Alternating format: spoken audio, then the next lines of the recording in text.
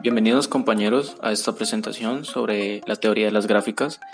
El capítulo que vamos a tratar en esta presentación es el capítulo número 3, los recorridos en gráficas.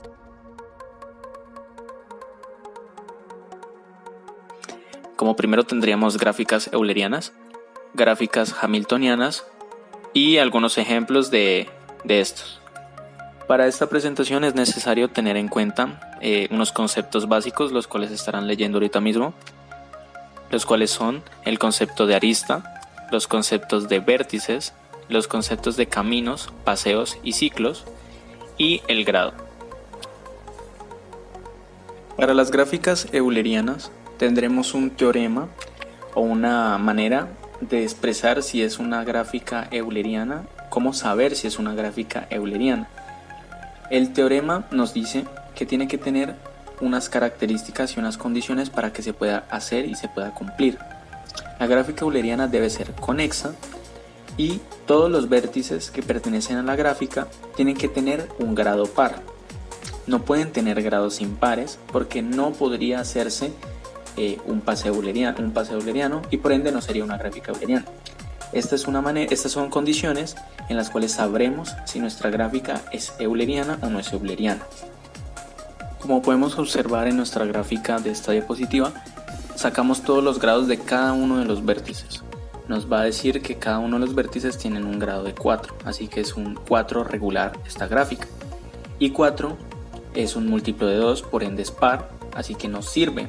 Por ende, esta gráfica es euleriana. Está bien definido y es obvio que es euleriana. Podemos trazar el paseo euleriano si queremos.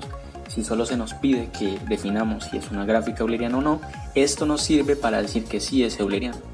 Trazando uno de los paseos, ya que en una gráfica euleriana podemos hallar varios paseos eulerianos, no siempre es el mismo, pero trazando alguno de los paseos que se puede sacar en esta gráfica, tenemos la sucesión de vértices que sigue. Empezamos con el vértice 1, pasamos al vértice 3, de allí pasamos al 4, seguimos al 5, seguimos al 2, seguimos nuevamente al 1, luego seguimos nuevamente al 5, pasamos al 3, pasamos al 2, pasamos al 4 y terminamos en el vértice 1, que es donde habíamos iniciado. Escribiendo esto con notación de aristas nos queda de la siguiente manera. Empezamos con la arista B, pasamos a la arista I, seguimos con la arista C, seguimos con la arista E, luego con la A, seguimos con la D, luego seguimos con la F, seguimos a la G, a la J y terminamos con la H. Abajo de esto podemos observar que están expresadas la notación de aristas, pero esta vez poniendo los vértices que componen a esta arista.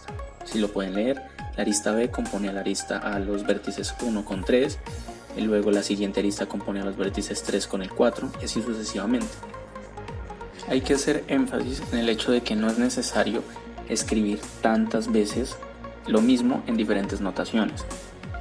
Podemos escribirlo perfectamente como P de G, que simboliza el paseo de la gráfica G, y escribir el orden de los vértices a los cuales corresponde el paseo, y es suficiente. Si nosotros queremos ser más específicos, pues escribimos la notación de las aristas, y si aún así queremos ser más específicos, escribimos la notación de las aristas, pero especificando los vértices que componen dicha arista. Sería pues algo bastante más trabajoso en su medida, pero pues es suficiente escribiendo el orden de los vértices de inicio a fin. Vamos a seguir con una parte que tiene que ver con las gráficas eulerianas, pero indirectamente. ¿Por qué? El concepto lo definimos como camino euleriano, ¿sí? El camino euleriano es distinto a el paseo euleriano. El paseo es diferente al camino. ¿Por qué digo que es indirecto? ¿Por qué? Porque la gráfica euleriana depende del paseo euleriano, pero el camino euleriano no tiene por qué afectar o influir en las gráficas eulerianas, ya que ya definimos bastante bien qué es una gráfica euleriana. El camino euleriano aplica para cualquier gráfica en la cual se vean algunas condiciones específicas. Por eso el camino euleriano no es correspondiente a las gráficas eulerianas, pero es un concepto que Euler dejó, por eso lo incluimos en esta sección. ¿Cómo definimos un camino euleriano? Un camino euleriano es aquel camino que inicia y termina en algún vértice de G, ¿sí? Termina en vértices distintos, por eso es diferente al paseo, porque termina en vértices distintos, no en el mismo, porque si no sería un camino cerrado. Para lograr esto se tiene que concebir dos condiciones específicas.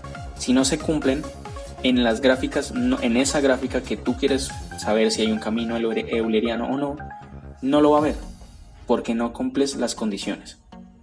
Las condiciones para que haya un camino euleriano en una gráfica es: el primero, tiene que contener que todos sus vértices de la gráfica sean pares, pero dos de ellos no lo pueden ser. Así que si una gráfica, en este caso la de esta diapositiva, tiene 5 vértices, 2 de ellos son impares y 3 son pares.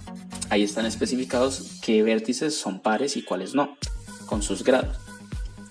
Y la siguiente condición para que se halle el camino euleriano de una gráfica es que tiene que iniciar y terminar en los vértices de grado impar.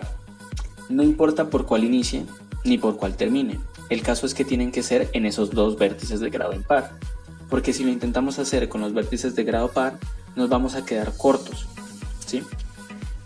Hay que hacer notar nuevamente que como es un camino euleriano, es distinto al concepto de camino solo.